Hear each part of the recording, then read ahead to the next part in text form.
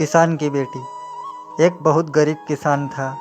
वह अपनी बेटी के साथ एक छोटी सी झोंपड़ी में रहता था। उसके पास खेती करने के लिए इतनी कम ज़मीन थी कि उसकी फसल को बेचकर उसे बिल्कुल थोड़े से रुपए मिलते थे। उन रुपयों से वे लोग ठीक से खाना भी नहीं खा पाते थे। वह राजा के पास अपनी समस्या को लेकर आया। राजा दयालु थे। उन्होंने किसान को अपनी ज़मीन में से कुछ ज़मीन दे दी खेती करने के लिए। उन्होंने कहा, यह ज़मीन तो हमारी ही रहेगी, लेकिन उस पर उगने वाली फसल तुम्हारी होगी। किसान ने राजा को बहुत बहुत धन्यवाद दिया। एक दिन वह खेत की जुताई कर रहा था, तभी उसका हल किसी कठोर चीज़ में टकराया। उसने कुआं खोदकर देखा तो उसे सोने की एक औंकली मिली।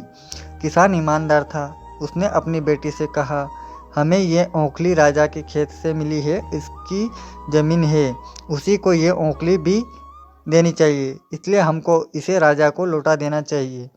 किसान की बेटी बोली, नहीं पिताजी, आप ऐसा मत कीजिए। आपको सिर्फ औंकली मिली है। यदि राजा ने आपसे इसकी सोने की वसूल भी मांगी तो आप क्या करेंगे? आप इस औंकली को अपने पास रखिए। लेकिन किसान को ये बात ठीक नहीं लगी। वो बोला, जो चीज़ हमें मिली ही नहीं, वह मांगने का राजा का कोई अधिकार नहीं है।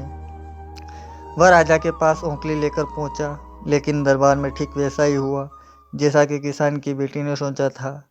राजा ने सोचा कि किसान की लालचवश वसूल अपने पास रख ली है।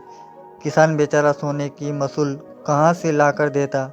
नतीजा ये हुआ कि किसान को जेल में डाल दिया गया। जेल में ना उसे ढंग से खाना मिलता था, ना पानी। किसान को ऐसी गलती की सज़ा दी गई थी जो उसने की ही नहीं थी।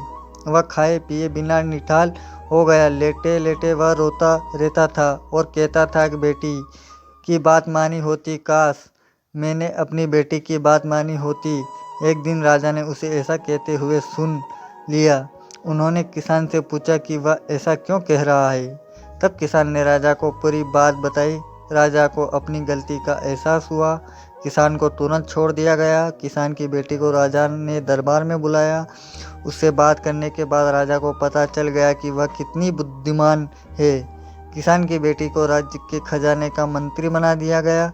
उन्हें रहने के लिए घर और सभी सुख सुविधाएं दी गई। किसान और उसकी बेटी सदा सुख से रहे। किसान को थोड़ा कष्ट जरूर झेलना पड़ा, लेकिन अंत में जीत सच्चाई की हुई। तो दोस्तों, कहानी अच्छी लगी हो तो प्लीज़ लाइक और कमेंट और शेयर जरूर करें, और चैनल पे नए हो तो प्लीज़ सब्सक्राइब जरूर करें। धन्यवाद।